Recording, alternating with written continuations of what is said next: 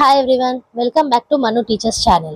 So ఇవాల్టి class లో pedagogy of English అనే సబ్జెక్ట్ లో సెకండ్ యూనిట్ అనేది కంటిన్యూ చేస్తున్నాము. ఇప్పటిదాకా జరిగిన సెకండ్ యూనిట్ క్లాసెస్ అనేటివి ఈ వీడియో ఎండింగ్ ప్లేలిస్ట్ లో మీకు కనిపిస్తాయి, అక్కడ నుంచి చూసేయచ్చు. ప్రతి ఒక్క యూనిట్ కి సెపరేట్ ప్లేలిస్ట్ అనేది ఉంటుంది, ఒకసారి ఛానల్ ని విజిట్ చేసి చూడండి. బిఎడ్ కి సంబంధించిన చాలా సబ్జెక్ట్స్ యొక్క యూనిట్స్ అనేటివి మీకు ఆ ప్లేలిస్ట్ లో ఉంటాయి. So coming to today's class, B Ed వాళ్ళకి సంబంధించిన సబ్జెక్ట్ ఇది పెడగాజీ ఆఫ్ ఇంగ్లీష్. దాంట్లో లాంగ్వేజ్ లెర్నింగ్ థియరీస్ గురించి చూస్తున్నాం. Learning theories are conceptual frameworks describing how information is observed, processed, and retained during learning. So learning theories అంటే ఏంటి, ఎలా నేర్చుకుంటున్నారు అనేది, అంటే ఉన్న ఇన్ఫర్మేషన్ ని ఎలా అబ్జర్వ్ చేస్తున్నారు, ఎలా ప్రాసెస్ చేసుకుంటున్నారు, ఎలా రీటైన్ చేస్తున్నారు చదువుకునేటప్పుడు అనేది లెర్నింగ్ థియరీస్ కిందకి వస్తుంది. ఓకే, ఒక ఫ్రేమ్వర్క్ అనేది కాన్సెప్చువల్ ఫ్రేమ్వర్క్ అన్నమాట. Cognitive, emotional, and environmental influences as well as prior experience all play a part in how understanding or a world view is required or changed and knowledge and skills retained. So, cognitive skills కానివ్వండి, emotional skills, environmental influences, మీ prior experience, ఇవన్నీ కూడా part అనేది play చేస్తాయి అన్నమాట. ఎలా మీరు అర్థం చేసుకుంటున్నారు మీ చుట్టూ ఉన్న వరల్డ్ని, మీకు ఇచ్చే నాలెడ్జ్ని, మీ స్కిల్స్ని ఎలా మీరు నేర్చుకుంటున్నారు అన్న దాని మీద. Okay, thus we see that to understand learning a language we have to understand the learning theories. So ఒక లాంగ్వేజ్ని మీరు నేర్చుకోవాలంటే ఈ లెర్నింగ్ థియరీస్ అనేటివి కూడా మీకు తెలిసి ఉండాలి. సో దాంట్లో భాగంగా 3 లెర్నింగ్ థియరీస్ అనేటివి ఉన్నాయి, which is behaviourist theory, cognitive theory, constructivist theory. దాంట్లో ఫస్ట్ వన్ చూసుకున్నట్టయితే బిహేవియరిస్ట్ థియరీ. సో బిహేవియర్స్ ప్రకారంగా అన్నమాట. Behaviorists look at learning as an aspect of conditioning and will advocate a system of rewards and targets in education. So, behaviorists ఎవరైతే ఉన్నారో వాళ్ళు learning ని ఒక aspect of conditioning, అంటే ఈ కండిషన్స్ పెడితే ఇలా నేర్చుకుంటారు అనే దాని మీద బేస్ చేసి ఇచ్చారనమాట ఈ లెర్నింగ్ థియరీ అనేది. సో దీంట్లో రివార్డ్స్ టార్గెట్స్ అనేవి ఉంటాయి ఎడ్యుకేషన్ లో. సో బిహేవియరిస్ట్ థియరీస్ లోనే కొన్ని డిఫరెంట్ థియరీస్ అనేవి చూద్దాం ఇప్పుడు. Pavlov's classical conditioning గురించి చూద్దాం. The experiments of Pavlov helped Watson to coin the term behaviorism. So ఈ పావ్లోవ్ ఎక్స్పెరిమెంట్ ద్వారా వాట్సన్ గారు బిహేవియరిజం అనే టర్మ్ ని తీసుకురావడం జరిగింది. He adopted the classical conditioning theory as an explanation for all learning. By the process of conditioning, we develop an array of stimulus response connections and more complex behavior is learned. So certain conditions పెడితే certain విధంగా నేర్చుకుంటారు అనేది ఈయన prove చేశారనమాట ఈ conditioning థియరీలో.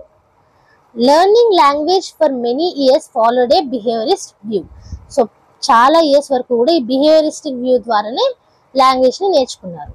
This theory states that different kinds of habits based on training, learning and discipline of any sort are nothing but a long chain of conditioned reflexes. So ఈ discipline చేయడం కానివ్వండి, train చేయడం కానివ్వండి, చదువుకోవడం కానివ్వండి, ఇవన్నీ కూడా కండిషన్డ్ రిఫ్లెక్సెసే అనేసి చెప్పారనమాట ఈ థియరీలో. నెక్స్ట్ చూసుకున్నట్టయితే Skinner's operant theory. Skinner's operant conditioning attempts to explain human learning behaviour. So Skinner's operant conditioning లో హ్యూమన్ లెర్నింగ్ బిహేవియర్ ఎలా ఉంది అనే దాన్ని ఎక్స్ప్లెయిన్ చేయడానికి అటెంప్ట్ చేసింది. Operant behaviour is behaviour in which one operates on the environment. మన చుట్టూ ఉన్న ఎన్విరాన్మెంట్ మీద మనం ఆపరేట్ చేయడమే ఈ ఆపరెంట్ బిహేవియర్ కిందకు వస్తుంది. In this stimulus is reemphasised. So ఇక్కడ ఏదైతే కండిషన్ చేస్తున్నామో, స్టిమ్యులస్ ఇస్తున్నామో, అది రీఎంఫసైజ్ చేశారు.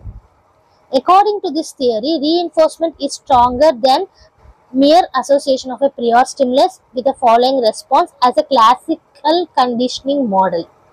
సో ఇక్కడ క్లాసికల్ కండిషనింగ్ మోడల్ ద్వారా ఏంటంటే రీఎన్ఫోర్స్మెంట్ కి ఎక్కువగా ఫోకస్ అనేది చేశారనమాట. ప్రియార్ స్టిమ్యులస్ కంటే ఈ రీఎన్ఫోర్స్మెంట్ అనేది ఎక్కువగా పనిచేస్తుంది అనేసి.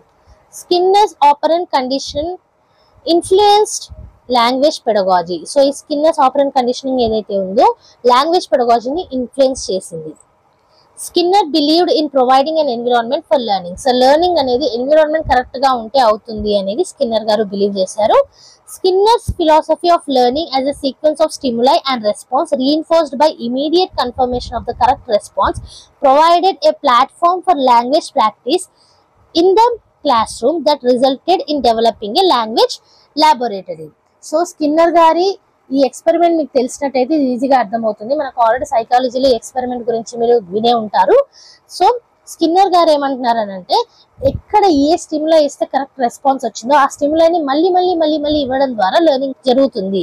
సో లెర్నింగ్ ప్రాక్టీస్ అనేది అవుతుంది అనేది అన్నారు. Okay, Skinner formed the basic conceptualization for the audiolingual approach. So audiolingual approach ki basic concept అనేది స్కిన్నర్ గారే ఫామ్ చేశారు. నెక్స్ట్ చూసుకున్నట్టయితే Gestalt theory of learning.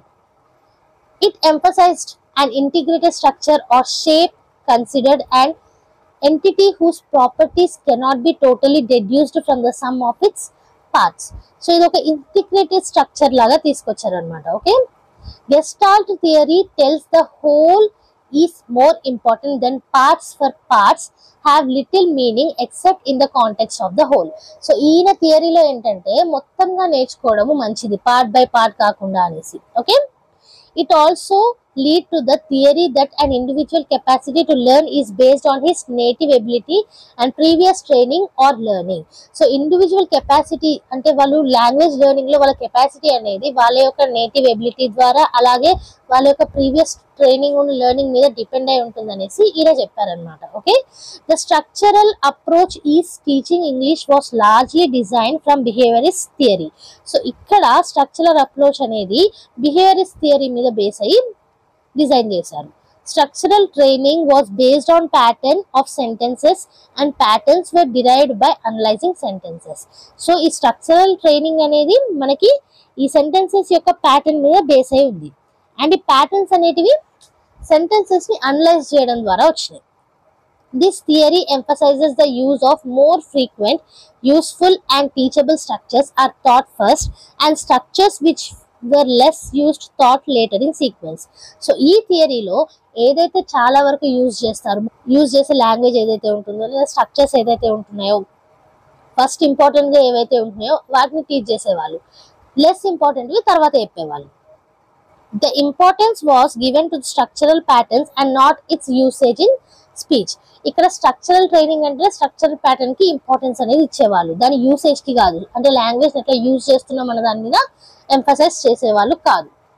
The pedagogy expectation was that if the learner could handle the various patterns, they could cope with various communicational and academic demands. ఒకవేళ language లో ఉన్న various patterns structures ఏవైతే ఉన్నాయో వాటిని learner handle చేయగలిగితేనే communication పరంగా academic demands పరంగా handle అవుతుంది అనేది వీళ్ళు బిలీవ్ చేసేవాళ్ళు. Gestalt theory of learning ఇది. Okay, these are the behaviourist theories. Okay, next ఇప్పుడు కాగ్నిటివ్ థియరీ గురించి చూద్దాము.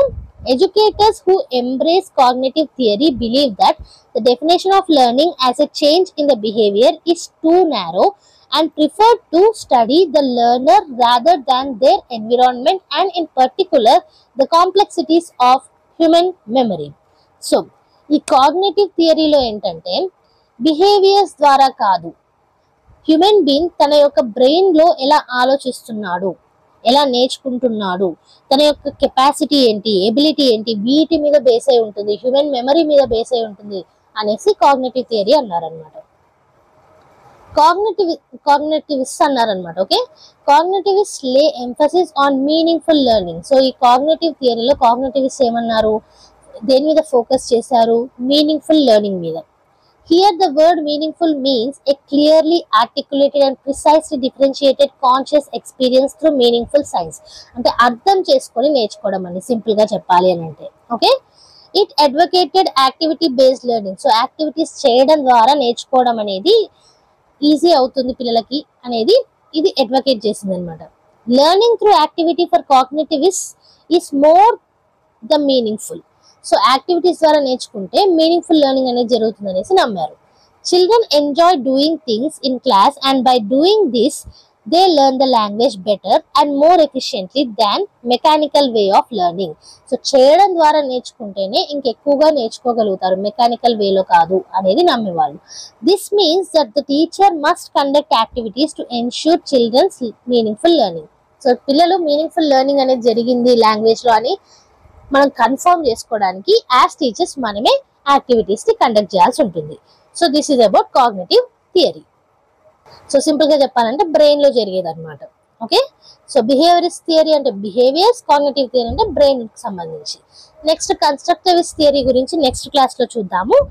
సో ఇది ఇవాళ క్లాస్ లో లాంగ్వేజ్ లెర్నింగ్ థియరీస్ గురించి నేర్చుకున్నాం. ఈ మొత్తం నోట్స్ అనేది కూడా మీకు కింద డిస్క్రిప్షన్ బాక్స్ లో పీడిఎఫ్ లింక్ అనేది ప్రొవైడ్ చేస్తాము, అక్కడ నుంచి ఫ్రీగా డౌన్లోడ్ చేసుకోవచ్చు. ఈ నోట్స్ మీకు హెల్ప్ఫుల్ అనిపించిన, వీడియో అనేది నచ్చినట్టయినా లైక్ చేయకుండా వెళ్ళకండి, లైక్ అండ్ షేర్. కొత్తగా ఛానల్ ని విజిట్ చేసిన వాళ్ళు సబ్స్క్రైబ్ చేసేసుకోండి. మన ఛానల్లో every Tuesday and Friday regular videos అంటే అప్లోడ్ చేస్తాము. సో మీరు సబ్స్క్రైబ్ చేసేసుకొని పక్కనే ఉన్న బెల్ ఐకాన్ ప్రెస్ చేస్తే వీడియో పెట్టిన ప్రతిసారి మీకు నోటిఫికేషన్ అనేది వచ్చేస్తుంది. మంచి మంచి వీడియోస్ అయితే వస్తూనే ఉంటాయి కాబట్టి like, share and subscribe. And next వీడియోతో మళ్ళీ కలుద్దాం. అంతవరకు eat, sleep, learn and repeat. And thank you for watching. Bye bye.